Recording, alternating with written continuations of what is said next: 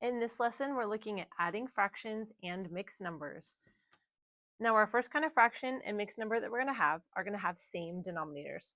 So as an example, if I had 3 over 11 plus 4 over 11, the one rule when it comes to adding fractions is that the denominator must be the same for both fractions before we can add them.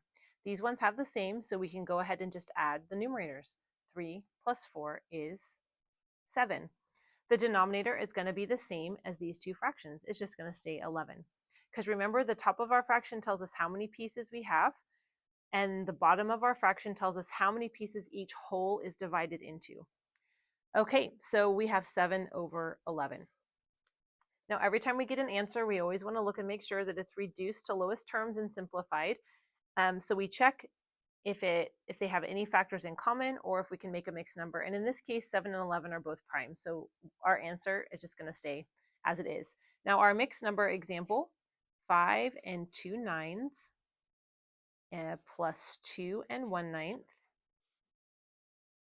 Okay, we're going to add the fractions just like normal. Okay, so the first thing we're going to do is add our fractions. They both have the same denominator of 9, so we can go ahead and add the numerator. 2 plus 1 is 3. We're going to keep our denominator of 9, and then we're going to add our whole numbers just as if those fractions were not there. 5 plus 2 is 7. So if we look at our answer, we want to make sure it's reduced and simplified.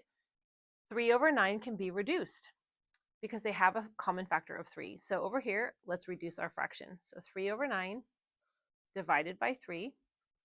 3 divided by 3 is 1. 9 divided by 3 is 3. So 3/9 can be reduced to an equivalent fraction of 1 over 3. So our final answer is going to be 7 and 1/3. For our next examples, we're going to look at what happens when our fractions have different denominators. So we're going to do 1/2 plus 1/8. Okay, so in order to make these different the same denominator, we need to find a number that they can both go into. It is called a common denominator. And we want to use the smallest number possible in order to make our math as easy as possible. So if a student has mastered their times tables, they would be able to look at this and know that the smallest number that 2 and 8 go into is just 8. But just in case they don't know that just from looking at the problem, I'm going to show you a method that you can use that will get you the right answer every single time.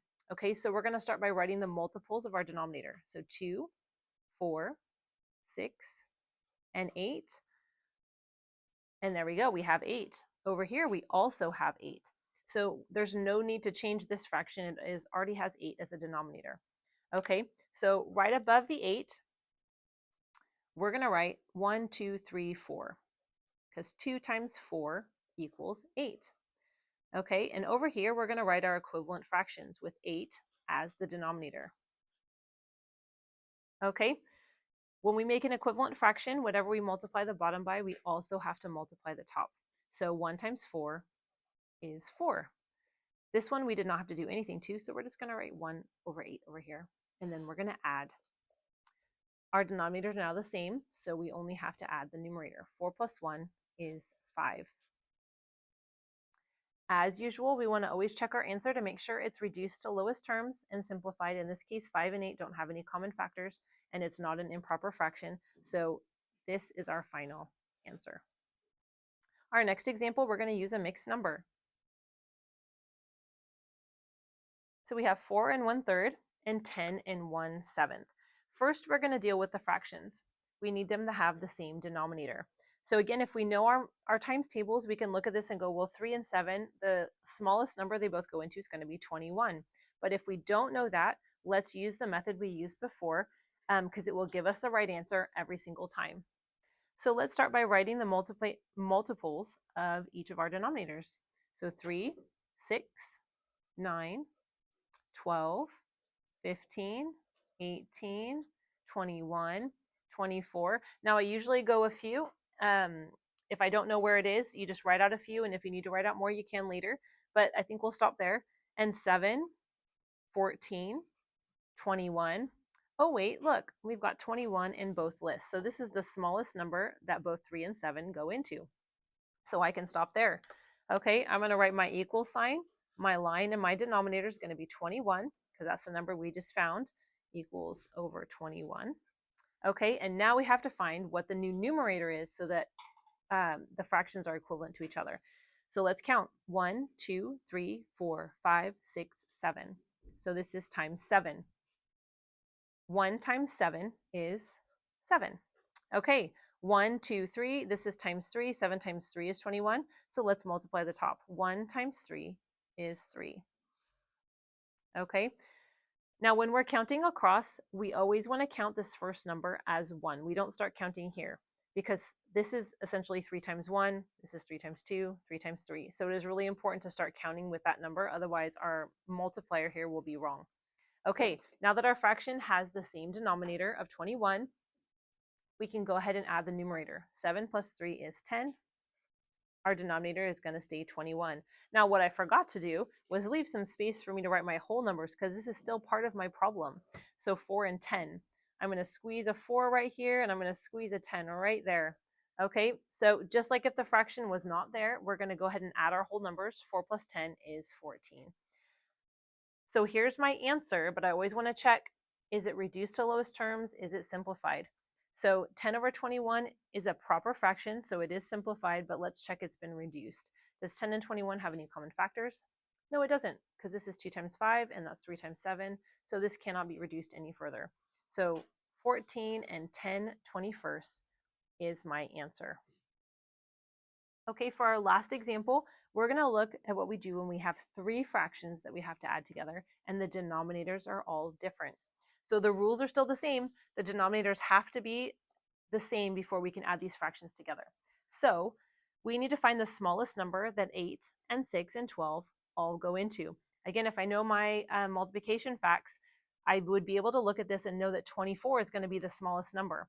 But we are going to use our method just in case we don't know that, and it's going to give us our answer every time. So let's write our multiples of each denominator. 8, 16, 24, 32, 40, I'm going to stop there, 6, 12, 18, 24, 30, and then let's do 12, 24. Well, I could even go to 36. Maybe I didn't know that 24 is going to be my number. Okay, so I want to look at my list and see, wait, I got 24 here, 24, and 24. So 24 is going to be our common denominator. So over here, we're going to go equal, draw a line and put 24 at the bottom, equals, draw a line with 24, equals, draw a line with 24. Okay, so we're going to start counting. 1, 2, 3. 8 times 3 is 24. So let's do the top. 3 times 3 is 9. Let's count here. 1, 2, 3, 4. 6 times 4 is 24. So 1 times 4 is 4. 1, 2 times 2. 12 times 2 is 24. 5 times 2 is 10. Okay, now that we have a common denominator for all 3 of our fractions, we can go ahead and add the numerators. 9 plus 4 is 13. 13 plus 10 is 23. So 23 over 24. As usual, let's check and make sure it's simplified and reduced. It is a proper fraction, so we're not going to make a mixed number from it. And we just need to check that 23 and 24 don't have any common factors. 23 is actually prime, so the only factor is 1 and 23. So this fraction here cannot be reduced any further, and this is my final answer.